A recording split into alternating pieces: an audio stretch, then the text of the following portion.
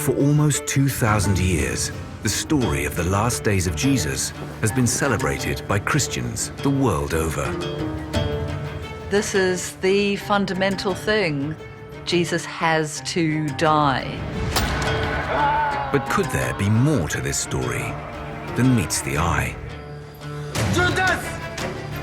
A plot twist that sheds an extraordinary new light on Jesus' final days. The story of the last days of Jesus, as portrayed in the Gospels, does not make sense. And featuring three men with big ambitions. A Roman general who wanted to be emperor. Sejanus is the essence of ambition. The Jewish governor of Galilee. Herod Antipas, he wanted to become king of the Jews. And Jesus. I see Jesus as enormously revolutionary.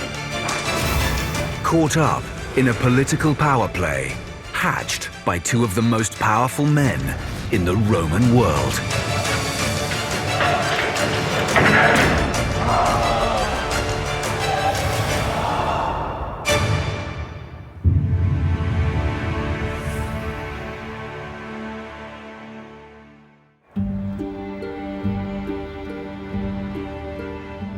The fateful events leading up to the death of Jesus tell one of the most famous stories of all time.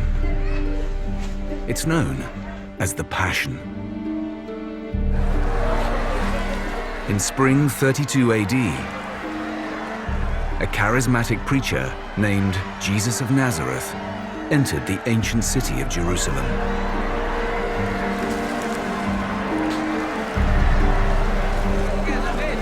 The first event in the Passion story is Jesus' entry into Jerusalem on the back of a donkey, surrounded by people who are welcoming him into the city. Hailed as the Messiah, Jesus then made his way to the temple, the holiest site in Judaism, where he confronted the money changers. And there is this incident in the temple. He cleanses the temple, meaning he creates trouble. He overthrows tables, he shuts down the entire temple. He says, "My house should be a house of prayer, but you've made it into a den of robbers."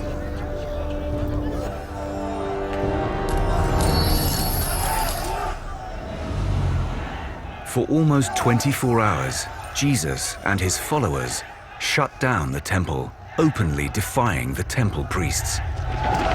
2 days later, on the eve of the annual festival of Passover, Jesus gathered his followers for a meal. The next major event is Jesus' last meal with his disciples the night before he dies. And there he takes bread and wine and tells them to remember him when he's gone. Then one of Jesus' closest followers, Judas, who's been with him since the very beginning, betrays him with a kiss. Jesus was arrested by the temple's high priest and handed to the Roman prefect, Pontius Pilate, charged with treason. He was then passed on to the Jewish governor of Galilee, Herod Antipas. But Herod Antipas was unable to prove his guilt and sent him back to the prefect. He's passed back to the Roman prefect, Pontius Pilate, who offers the people the choice to release Jesus. He says, "Shall I release Barabbas for you instead?" But the people shout for the death of Jesus. Pilate hands Jesus over to be flogged by his soldiers. He's so beaten up. And a crown of thorns is put on his head because they're making fun of him and his claim to be King of the Jews. We're told that he carried his cross up to the place called Golgotha, where he's crucified. And finally, after a short time, he dies.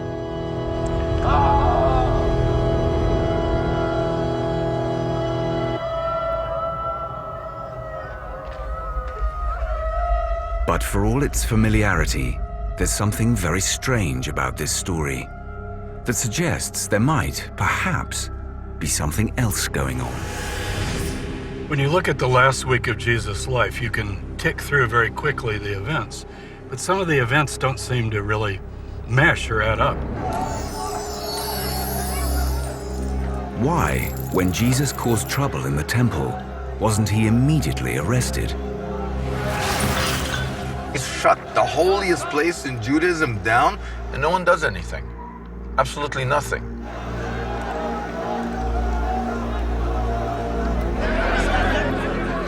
And why was Jesus betrayed by his own disciple, Judas? When we think of Judas Iscariot, follower of Jesus, he actually has the responsible position to run the Jesus movement economically. And he turns against Jesus. Why would he do this? Judas! And why did Pilate, a man famed for his cruelty, offer the people the chance to have Jesus released? Pilate was known as a brutal, ruthless Roman ruler. And yet, we see him in the Gospels portrayed as weak, vacillating, not sure which way to turn. Pontius Pilate seems like he almost likes Jesus, keeps wanting to release him. What is that all about? Why wouldn't he just immediately say, what, he claims to be a king? Then we kill people that claim to be kings. The story of the last days of Jesus, as portrayed in the Gospels, does not make sense.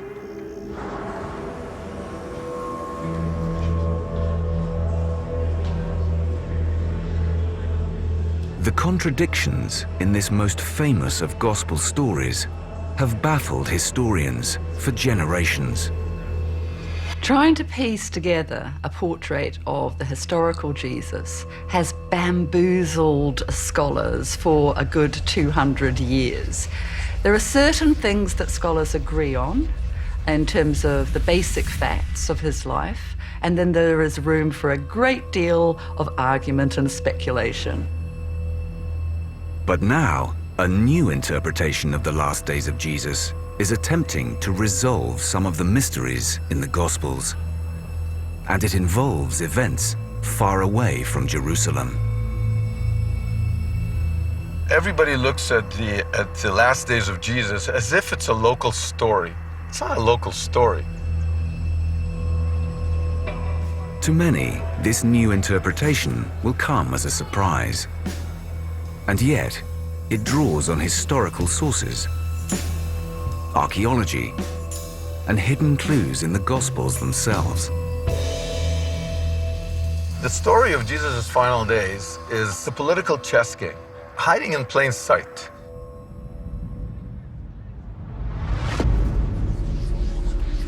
The tragic events of this new theory revolve around the interweaving stories of three men, each with overwhelming ambitions. One is very familiar to us: Jesus. The second is a man who's far less well known: the Galilean ruler, Herod Antipas. We know from the historical records, particularly not only from the Gospels, but also from Josephus, that Herod Antipas bore a grudge. While the third is missing from the Gospels altogether. Aelius Sejanus, a Roman general who came within touching distance of becoming Emperor of Rome.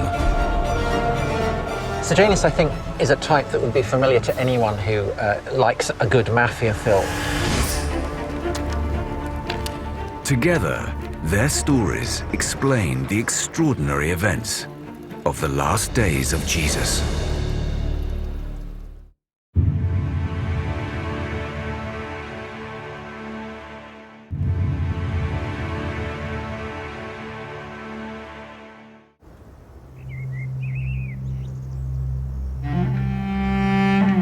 To understand the remarkable events of Jesus' last days, we must start at the very beginning and explore the world that he grew up in.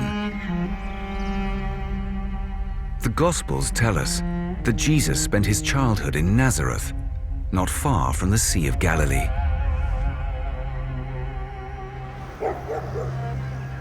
Today, Nazareth is a bustling town of around 75,000 people.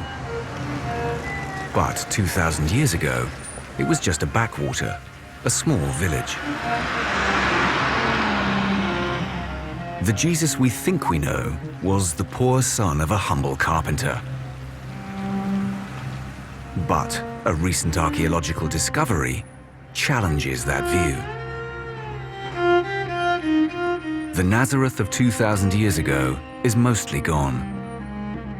But buried beneath this ancient convent lie the remains of an extraordinary stone dwelling that, to Professor James Tabor, suggest a remarkable possibility.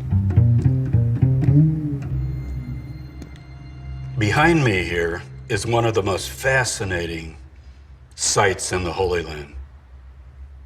These are the remains of a first-century house. It's been dated, I think, fairly reliably to the time of Jesus. Tabor believes that this house must have been extremely important to early Christians. Above and all around us, you have construction of Byzantine churches. That's 4th, 5th century. And the question is, what is this? Why would it be preserved? Why would you build churches over the remains of a house cut out of the hillside here? And I think the only logical explanation is that people are thinking this could very well be either the house of Jesus or Mary, and that's why it's preserved. No one can know for sure if this was the house Jesus lived in. But its construction challenges the idea that Nazareth was entirely poor. All of us would like to have a house made out of stone, and so I think in that sense it tells us that Nazareth is a prosperous place. This idea that Jesus was so dirt poor and he was illiterate and he could not even hardly, make a living, I think that's very unlikely. And he does have a trade. But what was that trade? The description in the Gospels isn't as clear-cut as we are led to believe. Jesus is referred to in the Gospels as a tectone, or a carpenter, or a builder, stonemason. His father also has this trade. 2,000 years ago, a tectone could have been a wealthy building contractor, not necessarily a humble carpenter. So if that's the case, that he's working in the building trades, I think we can assume that he has a modest and reasonable livelihood and way of life. But, rich or poor, there was one thing that everyone in ancient Galilee had in common: paying taxes. The average Galilean had to pay many different layers of taxes. There were religious taxes, transit taxes, there were toll taxes, so many different tax burdens on people. The Jewish historian Josephus tells us that taxes were gathered by men called publicans or tax farmers. Some of their methods of gathering the tax were little more than gangsters and extortion, and so it's not at all surprising that most ordinary people absolutely hated them. This everyday brutality was a reminder that Nazareth and the surrounding region was ruled by Rome.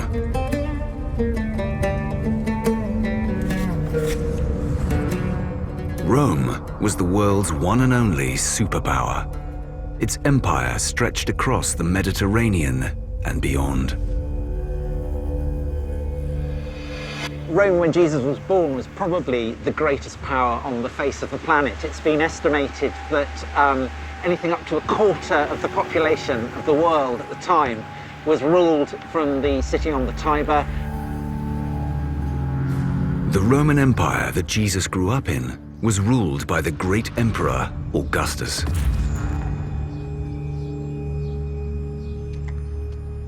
This massive wall is the autobiography of the Emperor Augustus, and what it details is his life, his successes politically, militarily. It also underlines what he paid for, what he built, the games that he gave to the people. He restored over 80 temples. He also created basilicas, roads, and sewer lines. He really transforms the city into something new. But what this list doesn't say is where the money came from. From people like the Jews in Judea. There are many different forms of taxation in the Roman provinces, and sometimes it was downright oppressive. And the people of Judea and Galilee suffered as much as anyone.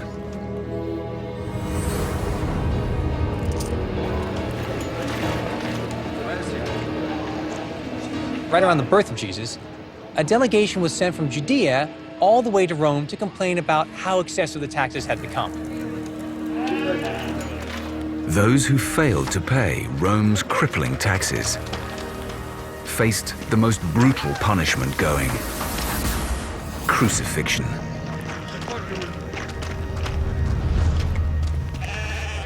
Now in Judea, the Jews would stone people to death when they're condemned.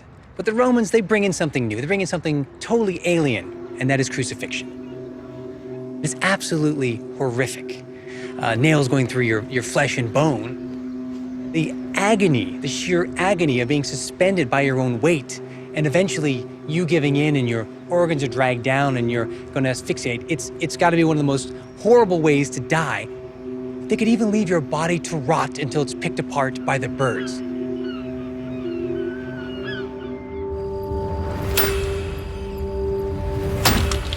And Jesus was born at a time when crucifixion was at its height.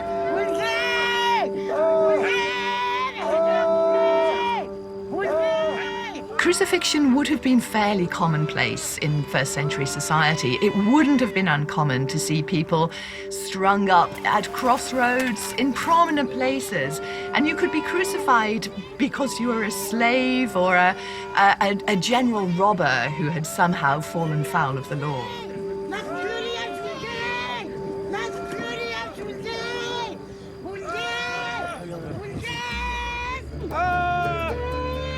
But the greatest influence on the young Jesus was religion. And the Gospels contain more clues that Jesus was far more than an illiterate carpenter's son. In Paul's letter to the Galatians, he says that Jesus was brought up under the law, meaning he was a descendant of David. He was a Jew and kept Jewish law.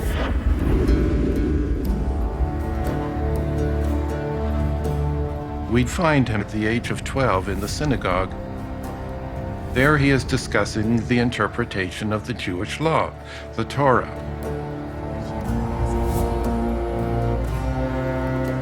So in the Gospel of Luke, Jesus teaches the teachers of the law when he has his bar mitzvah. And when Jesus was teaching, the Jewish religion was in a state of upheaval.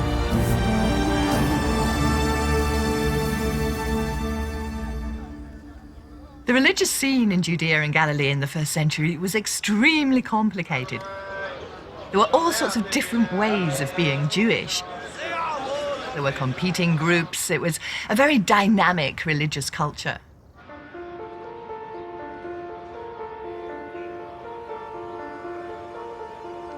Sitting on top of this religious structure were the Sadducees. The Sadducees were very conservative. They tended to be wealthy aristocrats, very closely allied to Rome and Rome's interests, much less liked by the ordinary people. And it was these hated collaborators who had a complete monopoly of Jerusalem's Holy Temple.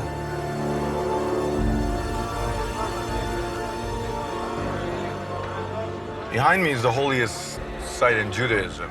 It's the western wall of what used to be the outer wall to the temple, which stood above it, the Holy Temple.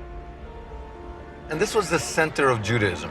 This was the house of God, where the heaven and earth met. Now, for the first time in 1,000 years, you've got a crisis where the people do not regard the priesthood as legitimate.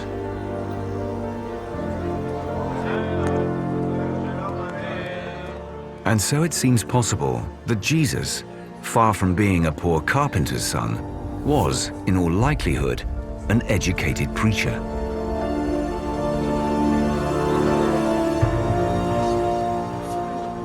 Who lived in a violent world and believed that it was time for things to change.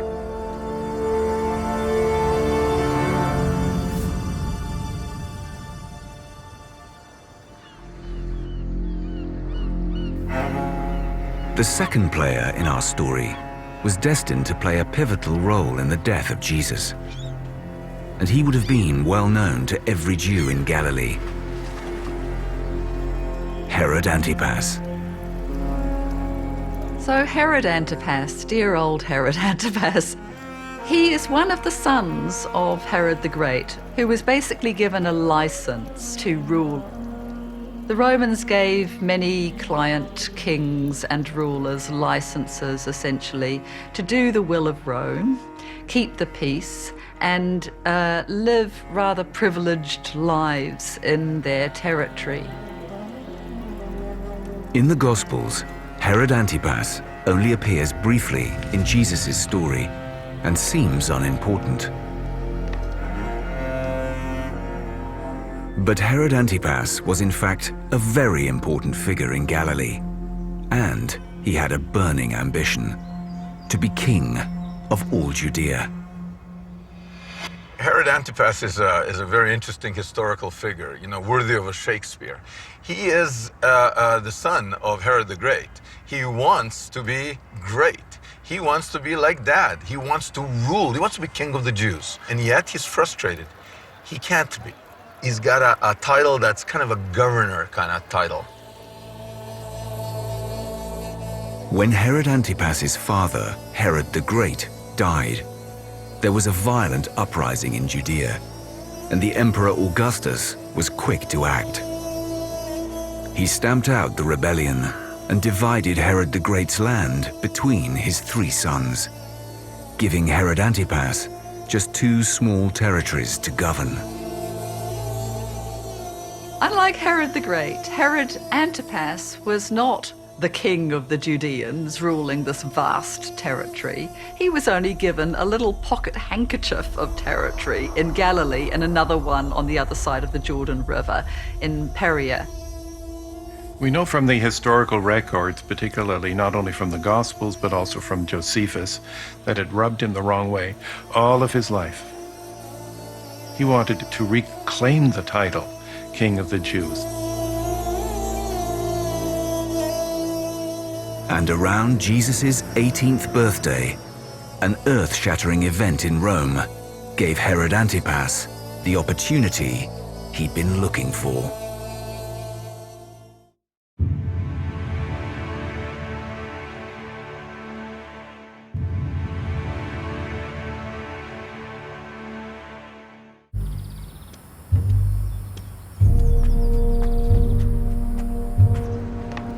In 14 AD, the great Roman Emperor Augustus died.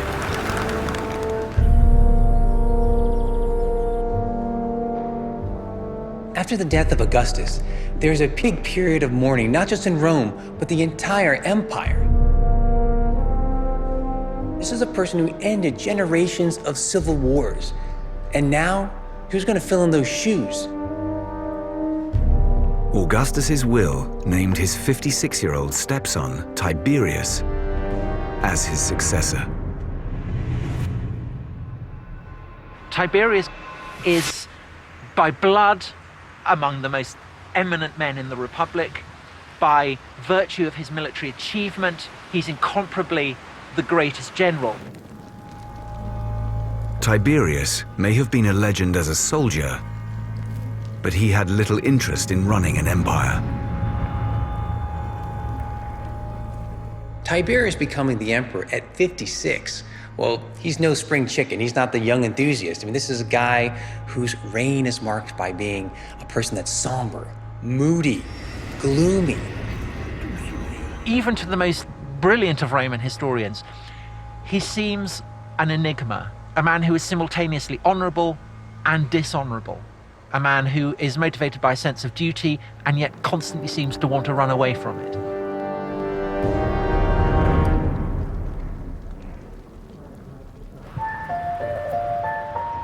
Not long into his reign, Tiberius appointed a young soldier as head of the Praetorian Guard, his elite bodyguard. This soldier would go on to dominate Roman politics. But you won't find his name in the Gospels, because it was erased from Roman history.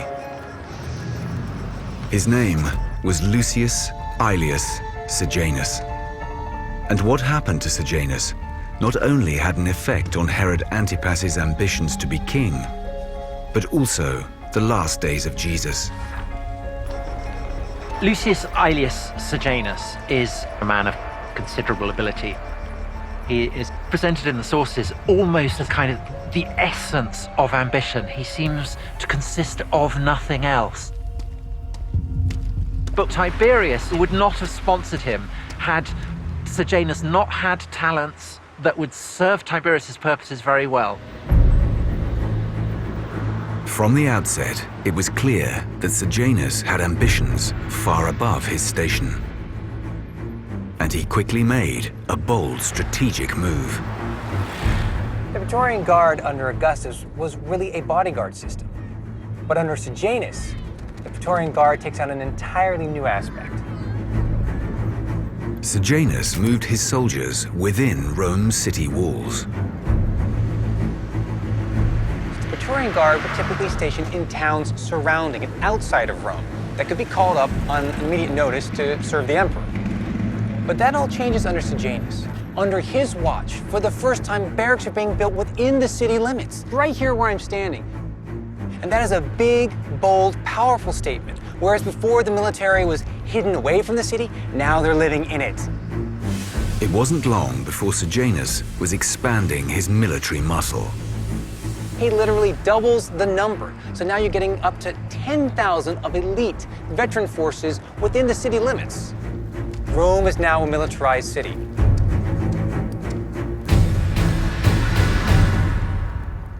Soon, there were whispers that Sejanus had designs on the imperial throne. In 19 AD, Tiberius's adopted son and darling of the people, Germanicus, died unexpectedly from a mystery illness. Germanicus is sent east to Syria, and it's there, among seriously interesting circumstances, that he does become ill and dies. And immediately the charge is he was poisoned. Although Sejanus was careful to avoid blame, fingers started to point when Tiberius's other son, Drusus, was also killed.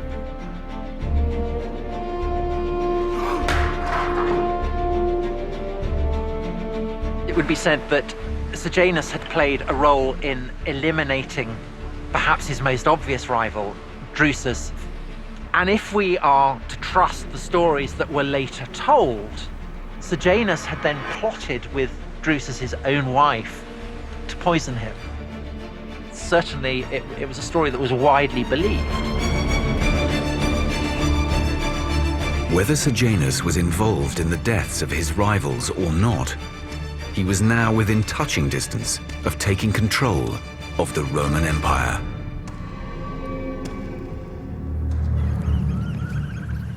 Meanwhile, in the Roman province of Judea, Jesus was still a relatively unknown preacher.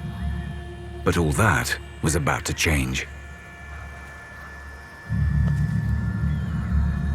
The Gospels tell us that at around the age of 30, Jesus went to watch his cousin preach. The charismatic Jewish leader, now known as John the Baptist. John the Baptist is a priest in the Jewish faith. He's the son of a priest. As far as we know, though, he rejected that calling. Instead, he feels the call to go out into the desert, out into the wilderness. And apparently, he is convinced that he's been called as a prophet to proclaim the imminent coming of the kingdom of God. And the Gospels list all of the regions around the country where people are flocking to hear John.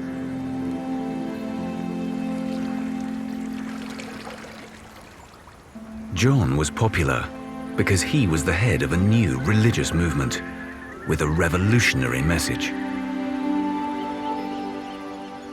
When we first encounter John in the New Testament, he's down here at the River Jordan, dipping people, baptizing people in the water. Think of it as an initiation rite. You come down here to the River Jordan and you're baptized by John the Baptizer, then you have joined this, what they called a new covenant movement. John is proclaiming that the end of the age is near, that the kingdom of God is ready to be set up. John's message was simple but powerful. Collaborate with Rome at your peril, because God is about to judge us all. And while the righteous shall rule the earth, the wicked will perish. Jesus himself follows the career of John. He knows about it. And he finally decides, I'm joining up, basically. And he comes down here to the River Jordan, and he himself is baptized by John. What we get in the Gospel of Mark is this extraordinary story of Jesus basically sort of arriving, coming out of the crowd in the River Jordan.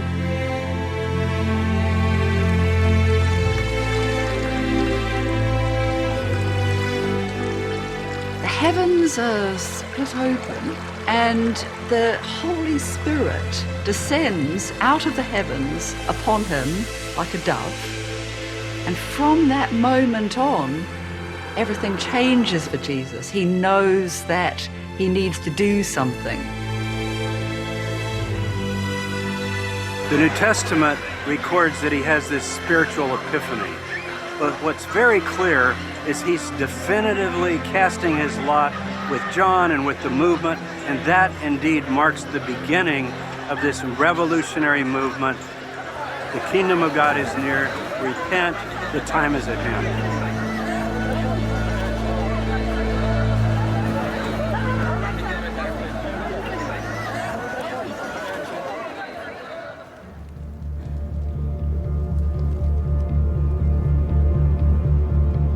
And around the same time that Jesus found his calling, the Emperor of Rome received a sign from his gods, a sign that would leave the ambitious Sejanus one step closer to the throne.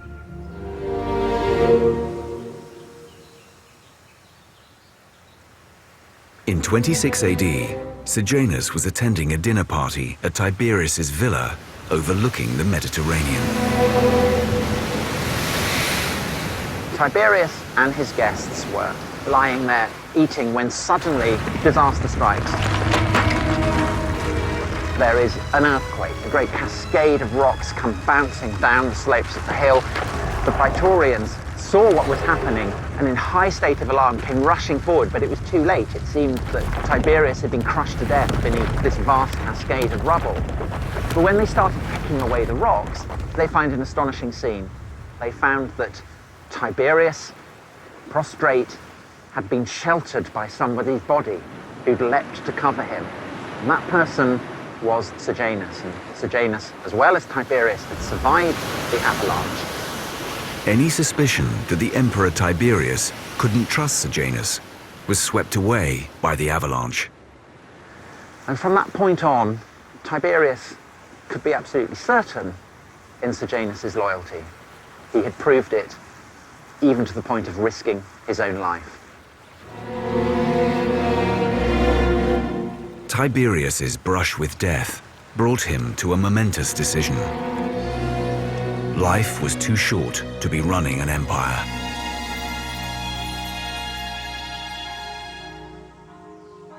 Tiberius is a man who is alert to the signs that are sent by the gods, and it seems probable that the earthquake and the resulting avalanche seem to have confirmed him in his opinions that he should not return to Rome.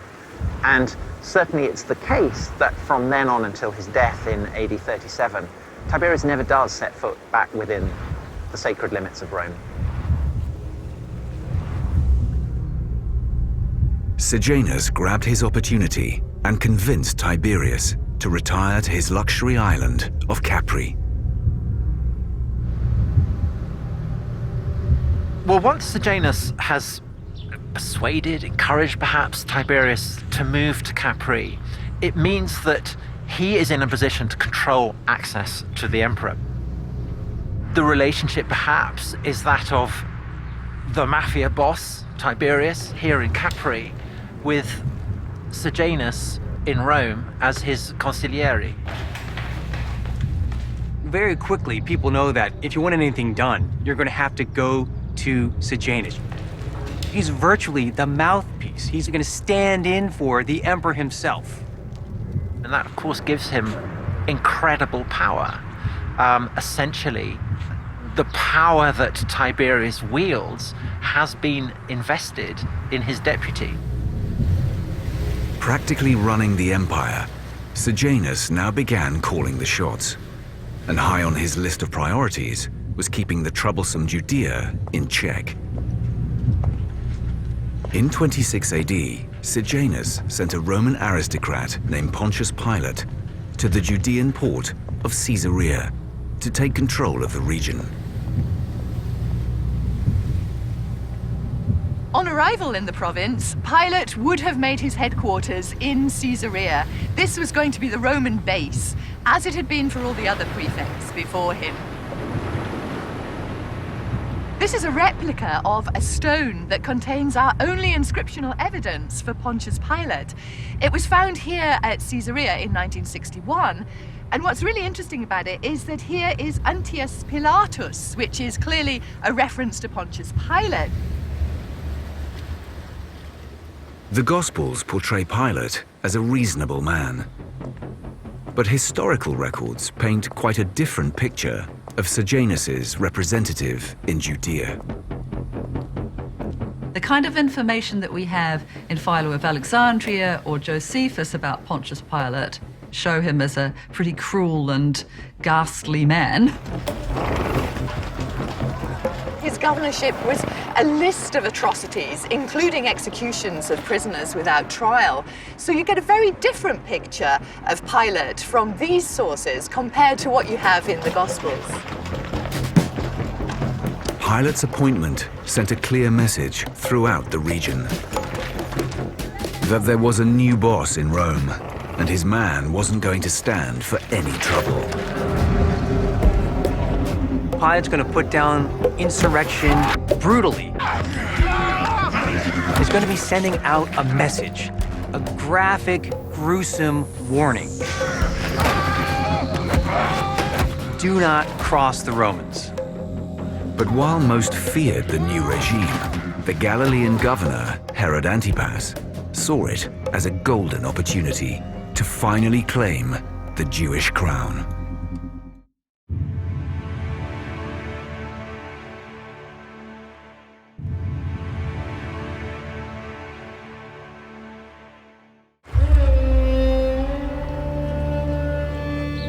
(29 AD), and with Rome now under the effective control of Aelius Sejanus, the Galilean ruler Herod Antipas now looked to Sejanus to help him finally become king of the Jews. Every shift in the political constellation is very important to Herod Antipas. So he believes that Sejanus is about to become the big boss. He wants to ride that gravy train to the ultimate prize, King of the Jews. The story goes, he took a trip to Rome and he fell in love. And the person he fell in love with was a Jewish woman who was in Rome at the time, married to his brother. And he talks her into, leave your husband and marry me. So that's the story we get. That's how Josephus, the historian of the time, reports it. But there are strong clues that the marriage to Herodias was part of Herod Antipas's long-held plan to become king. We've got to ask, who is Herodias? Because there's a political dimension to this that's very important to really understand. His brother's wife, Herodias, is very attractive. She was of royal stock, royal Jewish stock. And that's another reason why he wanted to marry her, to marry into the remaining survivor of the Jewish royal family. And maybe that would give him greater credibility and greater legitimacy in the eyes of Rome, as well as his people. The couple traveled to Rome, where it appears that Sejanus agreed to the controversial marriage. Herod Antipas would not have done this unless there was permission at the highest levels of the imperial court. You gotta look to Rome. They're the bosses. The underlings don't do things without getting the okay from the bosses. But if Herod Antipas hoped the marriage would strengthen his bond with the Jewish people, he was wrong. Because back home, the marriage was publicly criticized by none other than Jesus' influential cousin, the hugely popular John the Baptist. John the Baptist doesn't go along. He says, according to Jewish law, you cannot marry your brother's wife while he's still alive, and I'm not giving an inch on that. John couldn't remain loyal to the Torah and to the laws of the Bible and bless Herod Antipas's marriage to his sister-in-law. With the popular preacher against him, Herod Antipas's plans to woo the Jewish people were now in tatters. We should remember that Herod Antipas, most of all, wants to be king of the Jews. Now, a very popular prophet and preacher, John the Baptist, is telling crowds of people that he's living in sin and wickedness and adultery. If the population suddenly rises up and says no, then his whole thing will fall through.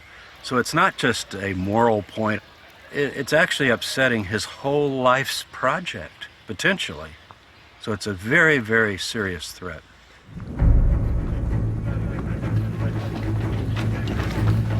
Reacting to John the Baptist's continued criticism, Herod Antipas had him arrested.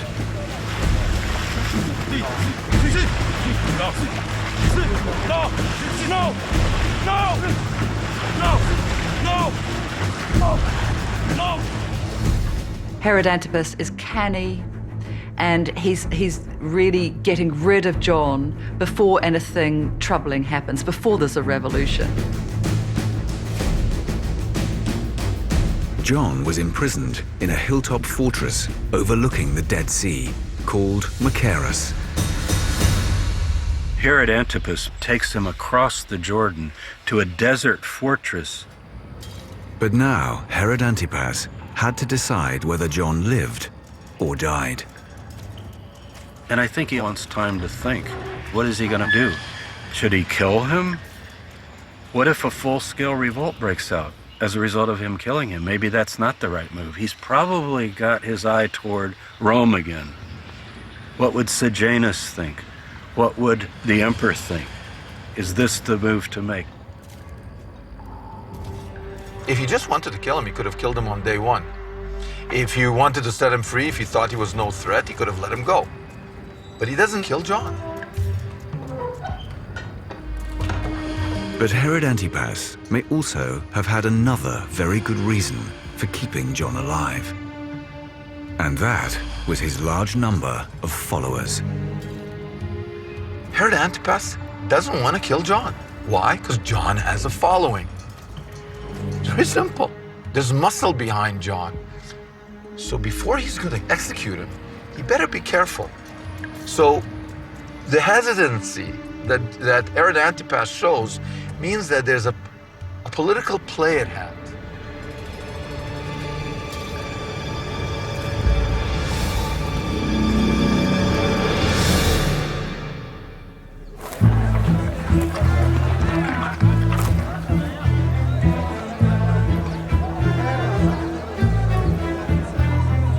With John the Baptist in jail, we're told his followers now rallied to a new leader, Jesus, now in his 30s. We find him very early on with a very simple political message. Repent, the kingdom of God is at hand, repent.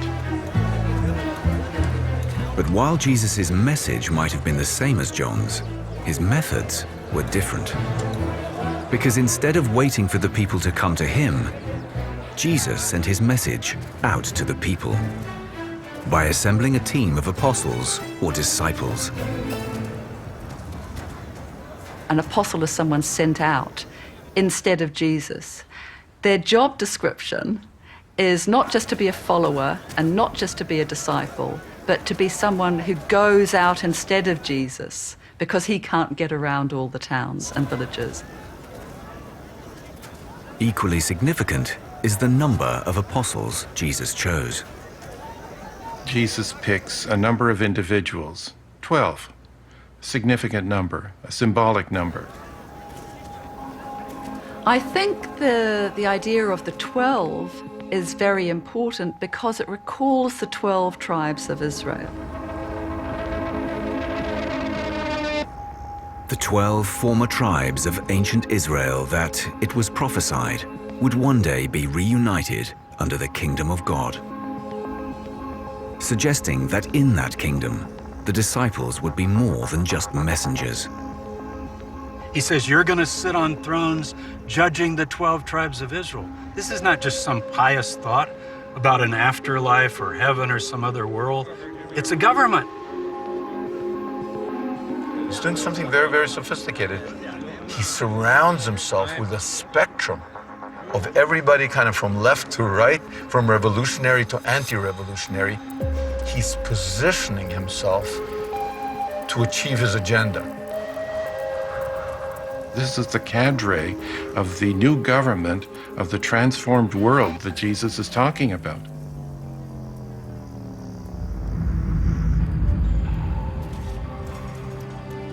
After more than a year in prison, John the Baptist's fate was finally sealed. And according to the Gospels, it was Herod Antipas's new wife, Herodias, who was responsible. The New Testament story surrounding the death of John the Baptist is very dramatic. There's a birthday party at the fortress of Machaerus where he's being held, and Herodias arranges for her daughter to dance for Herod. We can only imagine this dance. But Herod is so moved by it, he says, I'll give you anything you want, up to half my kingdom. And Herodias more or less whispers in Salome's ear, ask for the head of John the Baptist. I want it brought in on a platter right now. And that's what she asked for, and that's what was done. But the reason for John's death might have been less to do with a wronged woman and more to a shift in the religious landscape.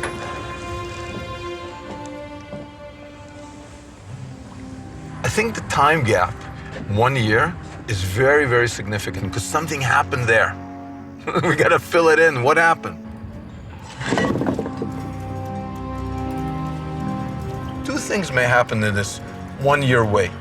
Number one, it becomes clear to Herod Antipas that John won't play along. He's not going to bless this marriage. And secondly, There's another rising star. While he's in jail, his John the Baptist's cousin, Jesus, why he's gathering the crowds that John used to. So this gives Herod Antipas two reasons to say, well, maybe I don't need him anymore.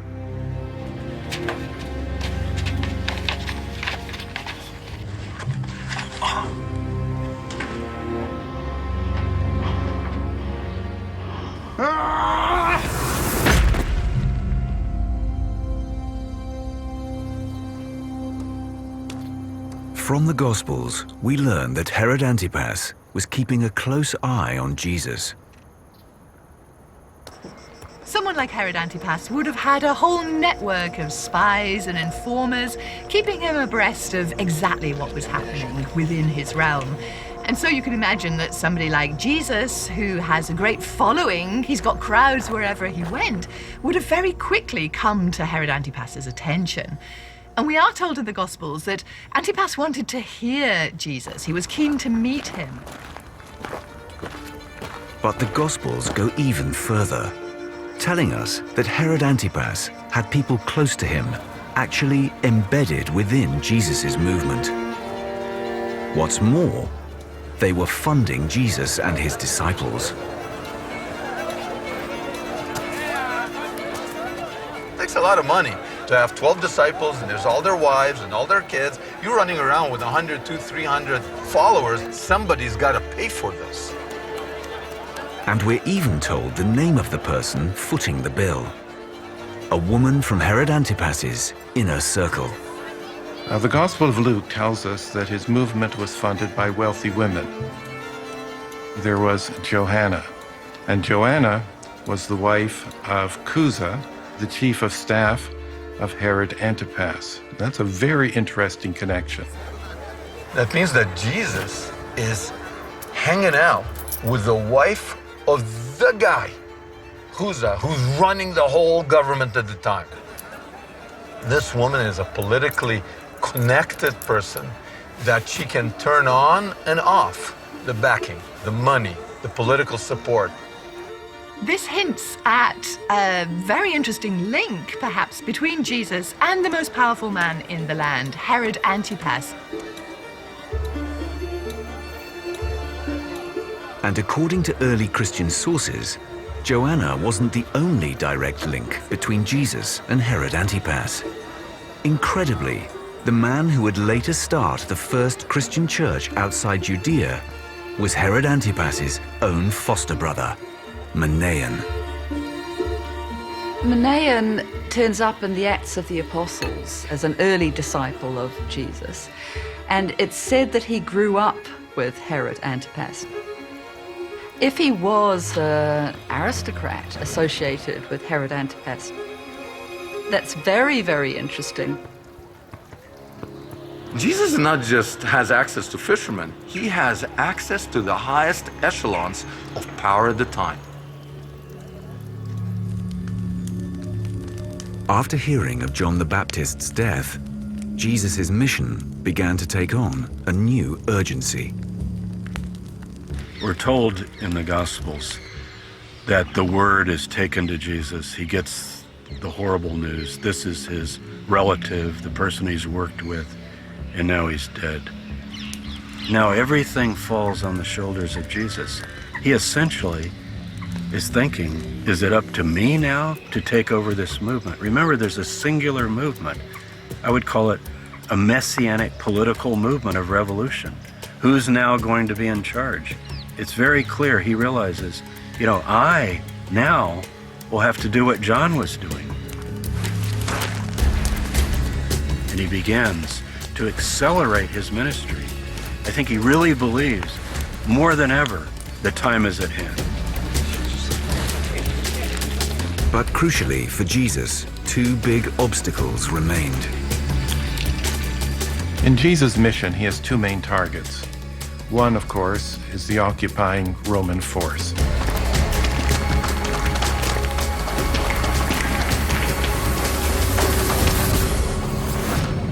And secondly, he has in mind the religious establishment, those who were concerned more with ritual niceties rather than the more ethical nature of the Jewish law.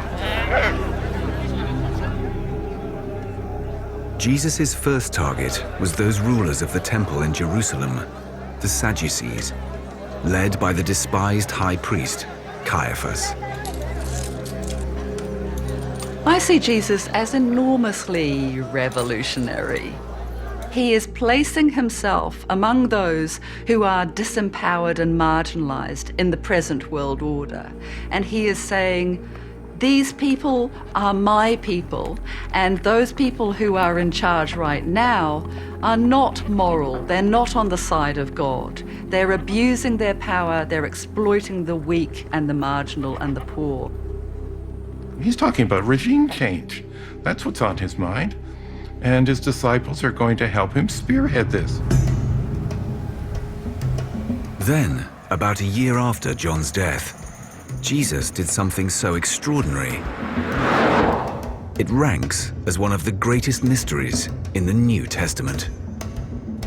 He delivered himself into the hands of his enemies by entering the temple in Jerusalem.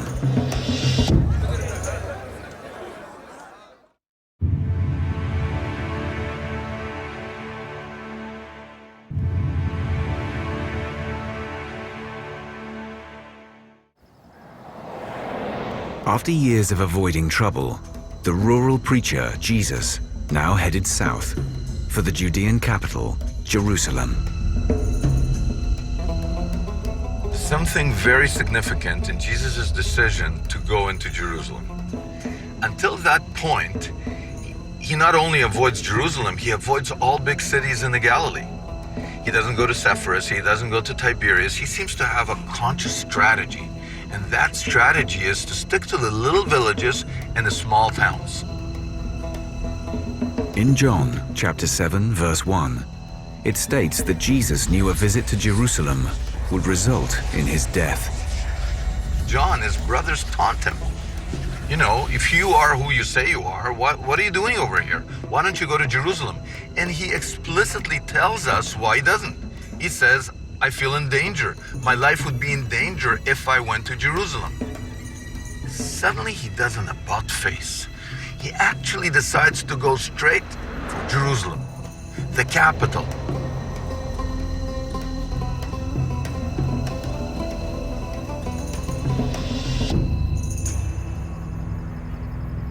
The Gospels tell us that Jesus arrived to find the city bristling with worshippers, gathered to celebrate the Jewish festival of Passover.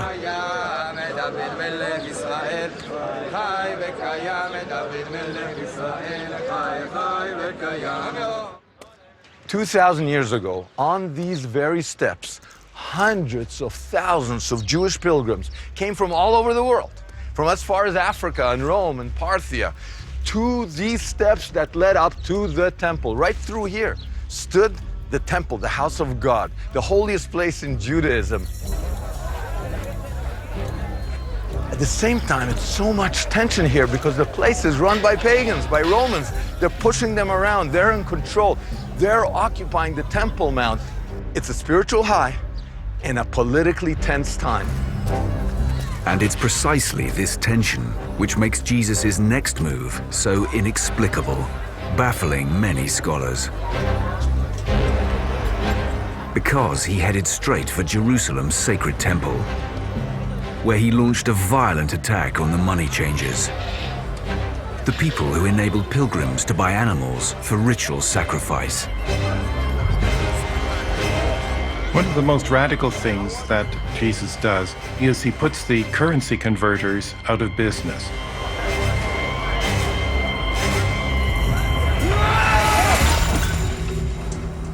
He overturns the tables of the money changers and the pigeon sellers, and he says, my house should be a house of prayer, but you've made it into a den of robbers.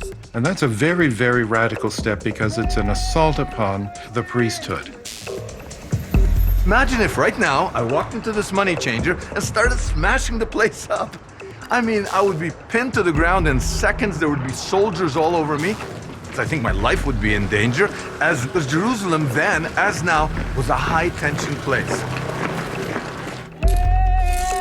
And yet, according to the Gospels, the temple guards did absolutely nothing to stop Jesus.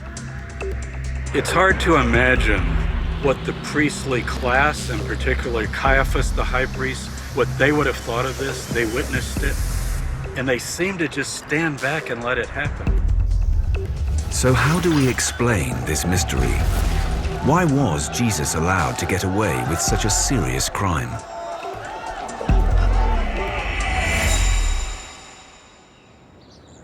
One possible answer lies with unfolding events back in Rome. By the autumn of 31 AD, the emperor's right-hand man, Sejanus, was on the brink of assuming complete control of the empire. By October 31, it appears that Sejanus is within reach of the ultimate prize. He is consul, he is a senator, he has established himself as a favorite of the masses. Above all, though, he is the favored one of Tiberius. And so it seems to many in Rome, not just that Sejanus is the deputy of the emperor, but that he is moving towards a position where his power might almost rival that of the emperor himself.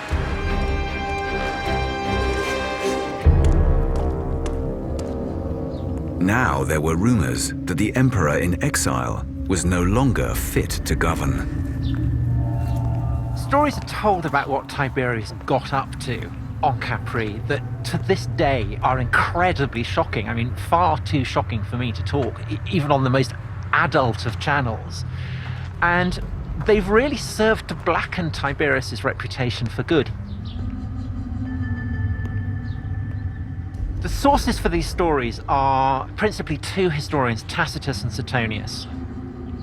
Suetonius in particular is a kind of very tabloid historian who absolutely revels in the filthy things that great men are supposed to have done. But it's really bred of a deep-seated Roman assumption that someone with political power who is craving privacy can only be doing it for one reason, and that reason must be that he's an enormous pervert.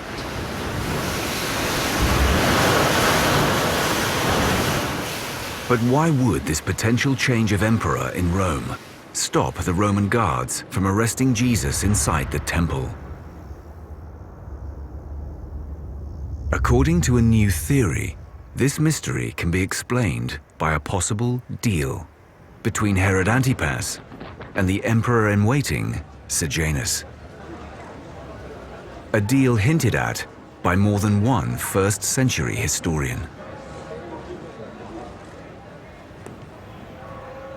The idea that Herod Antipas and Sejanus were co-conspirators, that's not a new idea. Philo talks about it, Josephus talks about it. The nephew of Herod Antipas accuses Herod Antipas before the new emperor, Caligula. My uncle conspired with Sejanus. So what were Herod Antipas and Sejanus conspiring about? The clues stretch back to the marriage of Herod Antipas into Jewish royalty, to the arrest of John the Baptist, and to the presence of people close to Herod Antipas among Jesus' followers. Clues that point to an agreement between Herod Antipas and Sejanus to allow Herod Antipas to fulfill his lifelong ambition of becoming king of the Jews, and which required the two men to support Jesus in his efforts to rid the temple of Caiaphas and the high priests.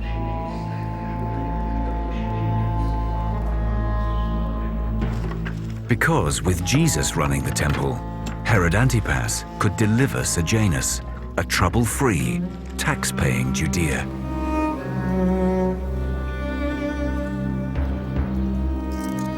Judea is constantly rising in revolution, constantly.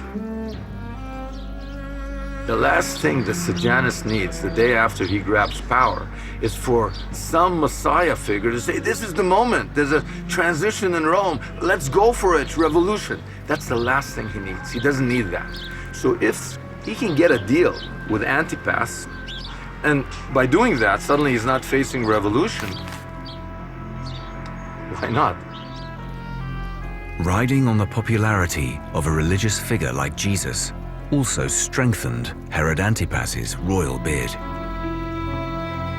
If you can harness a popular preacher and say, I'll be the king, you get the temple. You can put into play all your religious reforms, and I'll help you get rid of this illegitimate priesthood that nobody likes. Just don't turn those masses against Rome and the crown. And we'll both achieve what we want. Instead of bad rulers and bad priests, we'll have a king of the Jews and a new high priesthood. Interestingly, this idea of two rulers or messiahs, one religious and one political, wasn't new. In fact, in Jesus' day, it was expected. Even though today people think of one Messiah, Jews and Christians, Messiah's either come or he hadn't come, but it's always one Messiah. At the time of Jesus, the Bible itself, as well as the Dead Sea Scrolls, universally say that there are actually two Messiahs. One is a king of the line of King David who sits on a throne and carries out more the political side of things, and the other is a priest who's more the spiritual counselor. And they're expecting both, not one or the other. For now, this new interpretation is just a theory. But if right, then Jesus' takeover of the temple would have been to everyone's advantage. Could this explain why Jesus was left alone?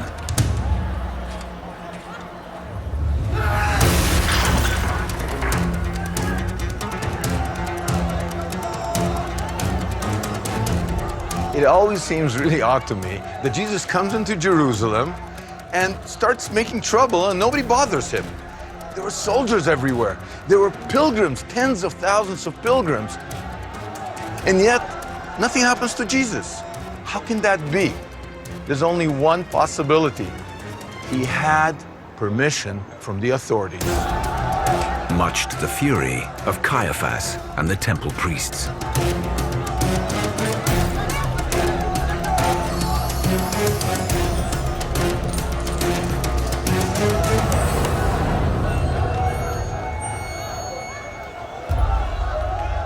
And I think they're just rocked back on their heels. And they're having secret meetings after that thinking, how are we going to handle this? What are we going to do?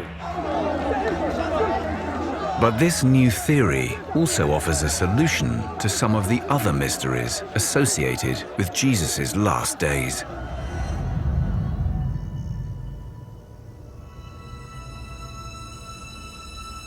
For one, the Gospels tell us of a remarkable downturn in Jesus' fortunes, starting with the famous Last Supper, where Jesus stunned his disciples by telling them that their mission was doomed. We have this supper, this Last Supper, where he meets with his disciples. And we have this great weight of a sense that something is about to happen. Jesus clearly knew that his death was coming, and he told his disciples that one of them would betray him and that the rest of them would be scattered. Later that evening, just as he predicted, Jesus was betrayed.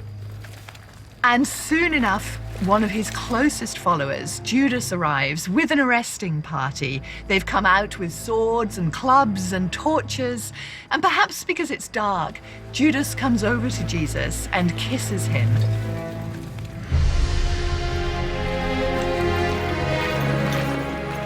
And that's the sign by which all of the arresting party know which person to take.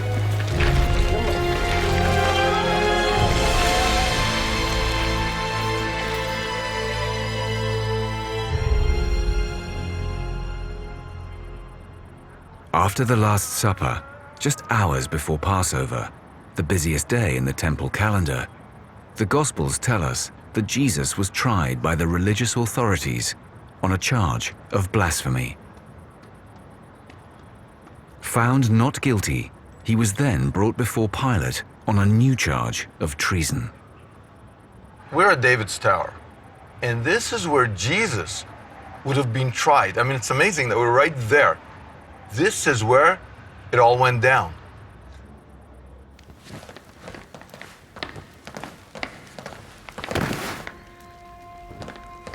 He's taken to Pilate, according to the Gospel of Mark, at dawn. So it's about 6 a.m. in the morning.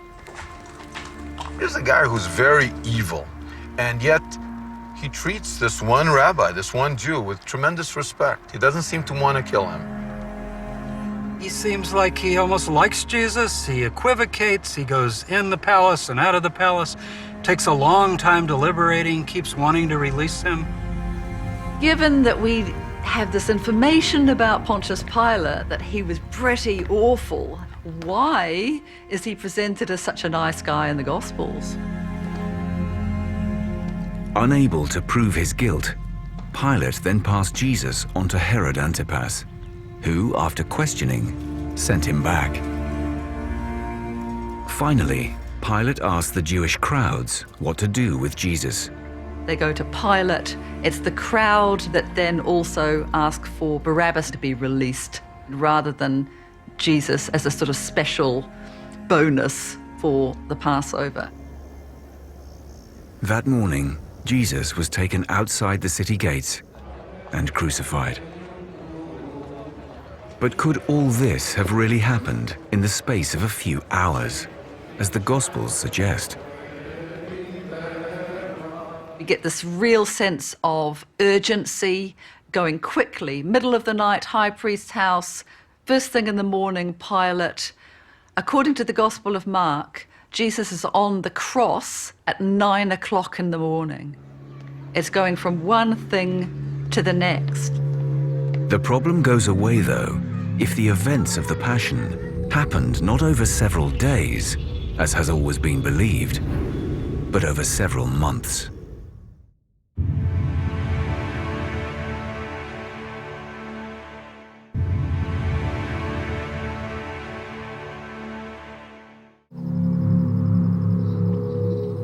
The Gospels inform us that the events leading up to Jesus' crucifixion took place in the spring, just before Passover. But those behind the theory that Jesus had high-level support for his temple coup believe there are telltale clues within the Gospels that Jesus in fact entered Jerusalem much earlier than spring. If true, then the events of the Passion suddenly make a lot more sense. One of the clues that Jesus, when he comes into Jerusalem, is not coming at the time of Passover is the fact that the Gospels tell us that he's met by thousands of people who are waving palm fronds at him and saying hosannas. Now, some people may think that you could just pick up palm fronds the way you pick up daffodils. That's not the case. Palms are difficult to get. Either the palm tree is very high, or even if it's low, the leaves are very big. They have thorns. You need a machete to cut them down. There's only one time of year in the Jewish calendar, then as now, that you can have access to palm fronds, thousands of people, when they're harvested. And they're only harvested once a year as part of the ritual, saying hosannas and waving palm fronds, that is associated with one Jewish holiday, Tabernacles. So that tells us that Jesus could not have entered in this spring at Passover time. He must have entered Jerusalem 6 months earlier during Tabernacles. Leading some scholars to a remarkable conclusion, that the most likely date for Jesus' entry into Jerusalem was the autumn of 31 AD, 6 months earlier than previously believed, allowing far more time for his multiple interrogations. But perhaps the most important result of bringing these events forward in time is that Jesus' sudden arrest now coincides with a dramatic turn of events in Rome. Events that explain why the temple priests finally made their move, Because in the autumn of 31 AD, as Jesus was humiliating the temple priests and Herod Antipas was closing in on the Jewish throne, Sejanus was summoned to the Roman Senate. It seems that Sejanus's hopes are about to be realized, that he is about to be confirmed by Tiberius, not just as his deputy, but as almost his equal. And everyone has assembled in the Senate House to hear a missive from Tiberius, seemingly to confirm this. But then as the letter begins to be read out, sort of puzzled looks on the face of the senators, because Tiberius seems to be exercising some niggles about what Sejanus has been up to. The longer the letter went on, the worse things looked for Sejanus. The contents of the letter specify that Sejanus directly conspired to poison and murder Drusus, Tiberius' son. So at that moment, with this evidence, Tiberius, well, for him it's like he's been woken out of a dream and a veil has been lifted. When the ultimate blow is announced, that Tiberius is condemning Sejanus as a traitor, there's nothing that Sejanus can do.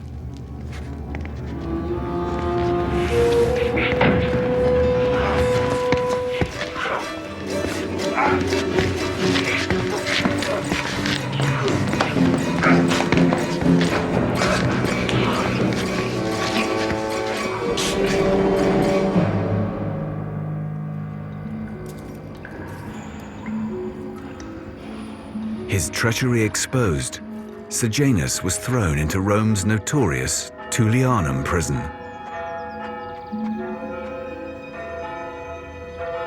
The Tullianum wasn't like a modern prison. It wasn't that you came into the Tullianum, did your time, and then left.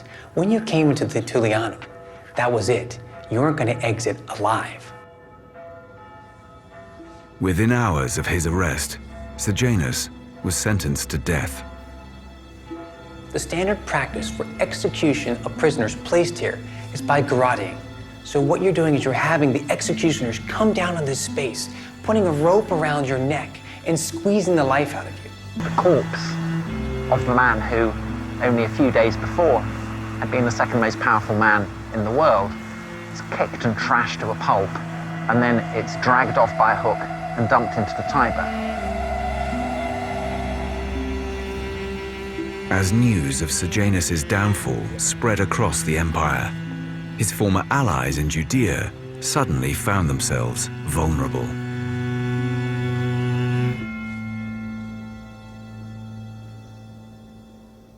The death of Sejanus means the main person who had an interest in a new political configuration, a new political religious configuration in Jerusalem, he's gone.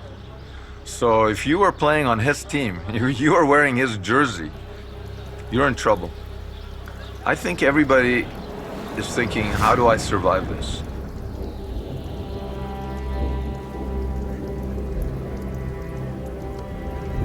So Herod Antipas is not thinking right now about being king, he's just worried about not being executed. Pontius Pilate is holding his breath. Maybe he can present himself as an asset instead of a liability. So I think right away, you have right through the empire, a ripple effect where everybody is scared. With Sejanus gone, Herod Antipas's plans were now in turmoil. But it was Jesus who was in the most danger. Now, the Last Supper takes on a potentially different complexion. The Last Supper may very well be a strategy meeting. What do we do? What are the options? Insurrection? You know, you could argue the empire is vulnerable, it's in transition. Go back to Galilee? Very bad. You come back as losers. You took your game to the big town, you were supposed to win, you come back a loser. That's not a way to get a following. That's a way of alienating a following. Sit and wait and see how things will work out. I think that Jesus is no-win situation. The Last Supper may very well be that doomed strategy meeting where they were looking for a way out and they couldn't find one. The behavior of Judas, a revolutionary zealot, might also now be explained. He kind of alienated the extremists in his entourage, the zealots. There's only one reason that a revolutionary would turn against you. If you appear to collaborate with the regime and you promise the revolutionary, I'll deliver everything we want, but without bloodshed, he might play along for a while. But if after you're deserted, you can't deliver, and you look like you just collaborated and have nothing to show for it, then the revolutionary will turn against you. And that's what happens.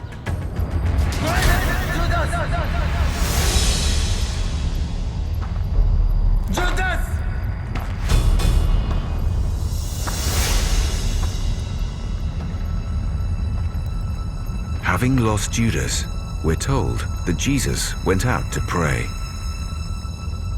So Jesus, after the disciples have had this dinner with him, it's quite late, he goes out from Jerusalem and goes to the Mount of Olives, an area that's cultivated called Gethsemane. We're told that Jesus goes away from where everybody else is sheltering in Gethsemane, and he prays.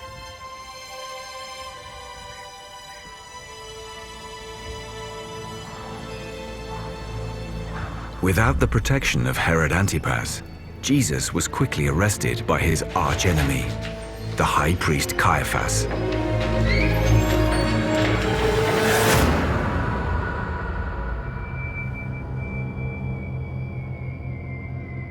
Once again, the expanded timeline sheds a very different light on the events that follow. If we expand Holy Week into Holy 6 months, if you will, what happens during that period? Well, Jesus is very vulnerable. I can imagine that instead of being in jail for a day or two, he's actually in jail for months. He wouldn't be the first political prisoner in jail with the authorities not knowing what to do with him. So it's entirely possible that while everybody was waiting to see where the cards fall, that Jesus was languishing in jail, really not knowing what his fate would be. As Sejanus' man, even Pilate would have been paralyzed. Either you take the story in the Gospels as just made up, or you say, wait a minute, there was a moment in time when Pilate didn't know what to do.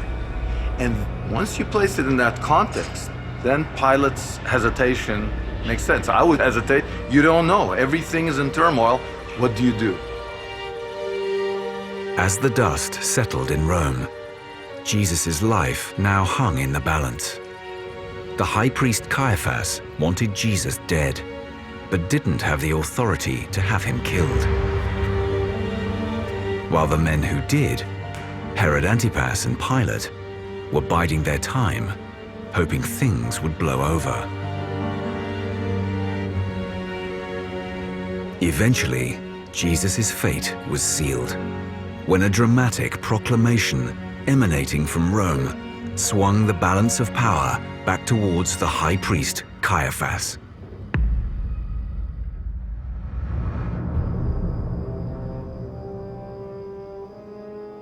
The first-century philosopher Philo records how, several months after Sejanus' execution, the Emperor Tiberius issued a hands-off order, giving Jewish leaders the freedom to act as they wished. Because Sejanus had been accused of unfairly treating the Jews, Tiberius issued a special edict, and it's recorded in Philo. And it says, "And he charged his procurators in every place to disturb none of the established customs, but even to regard them as a trust committed to their care." In other words, it's a tacit approval of the established religious order. Caiaphas, the temple, the priests, let them be. Let them do their job. So you have the edict from Tiberius, which empowers all the enemies of Jesus, Antipas, and Pilate. Here they were, thinking that they have full control, and suddenly nothing. Up comes the old priesthood. Caiaphas, Ananias, and it's payback time.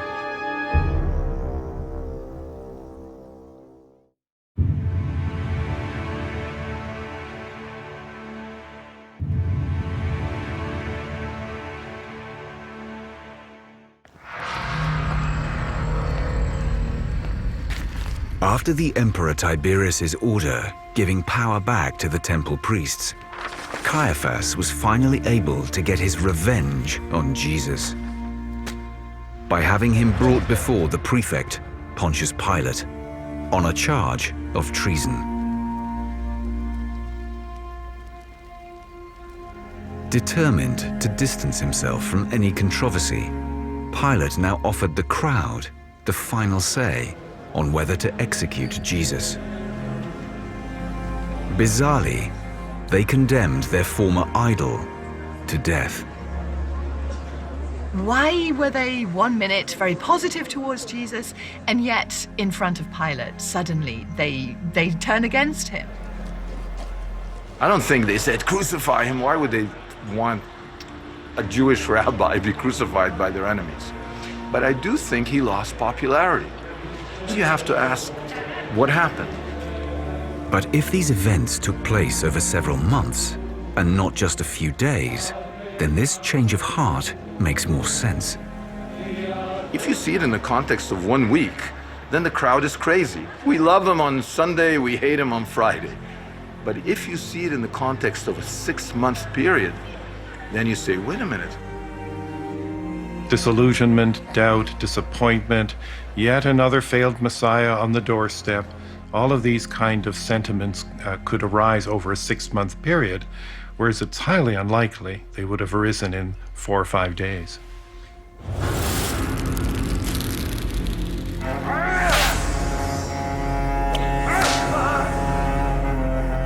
The victim of a failed power play, Jesus was humiliated before being taken away to be crucified.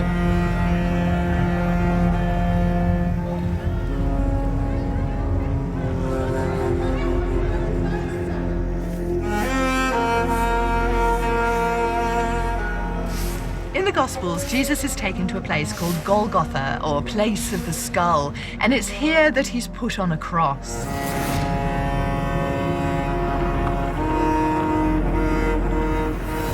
As to who was there with him, we don't really know. Some of the Gospels say that there were just a few women standing at a distance, but John's Gospel suggests that Jesus' mother and at least one of his disciples was there within earshot of Jesus, and that they watched him as he died.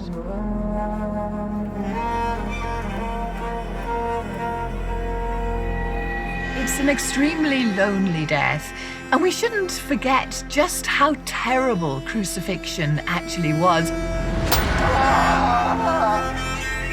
The person would have been naked, they would have been scourged already. He takes about 6 hours to die, which is really quite a short time for someone who's being crucified. It was expected that it would be a very, very long, drawn-out, torturous death. The way that you died was simply from exhaustion, suffocation, as your body could no longer raise itself on the excruciating pain that came through your hands. So it was the most horrible death that anyone could imagine.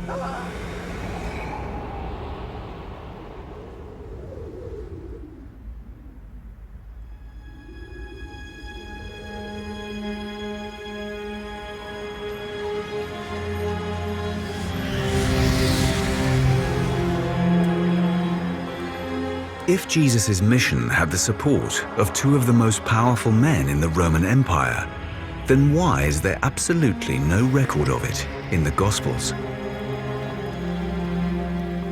The answer may well have something to do with when they were written and who they were written for. Because at the time the Gospels were composed, it was illegal to mention Sejanus's name anywhere in the Roman Empire. Tiberius's vengeance is not just against the person of Sejanus, but against his reputation. And he pronounces effectively a damnatio memoriae, a determination that the very memory of Sejanus will be erased from the public record. Any statue of him, any dedication in his honor is to be struck down. So you're denying that the guy ever existed. Mention of Sejanus was still dangerous, decades after his death, the very time the Gospels were written. What many people don't realize about the Gospels is they're not contemporary eyewitness accounts of what happened. And lots of people have thought that they were. They are anonymous writings. We don't know who Matthew, Mark, Luke, and John happen to be. As we study them more, we realize, first of all, they're written 40, 50, 60, 70 years after Jesus. And the story they all describe is carefully crafted. You think of the Gospels as you would a politician trying to persuade you of a particular way of seeing things.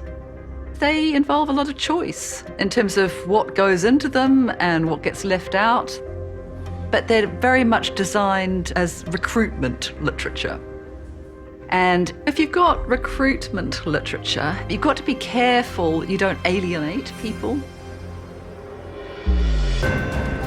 And the one group the Gospel writers had to be very careful not to offend were the Romans.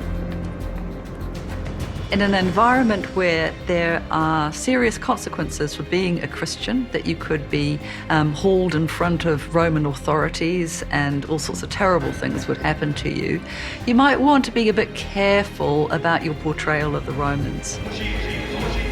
Little wonder then that if Sejanus did have a part to play in the last days of Jesus, the Gospel writers chose to leave him out.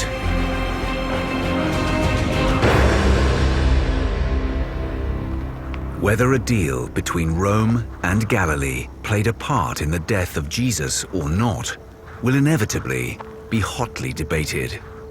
But what everyone can agree on is that Jesus launched a movement that changed the world. For me, the historical Jesus was a Jewish prophet who felt that God was about to break into human life and establish his kingdom. He thinks the kingdom is near, the end is near, and that he's chosen by God to be the Messiah, basically the ruler of the world. A very challenging figure who was very courageous and willing to die for what he believed in. He expected for God to vindicate him with his legions of angels and to exalt him even if he had to suffer. And it didn't happen.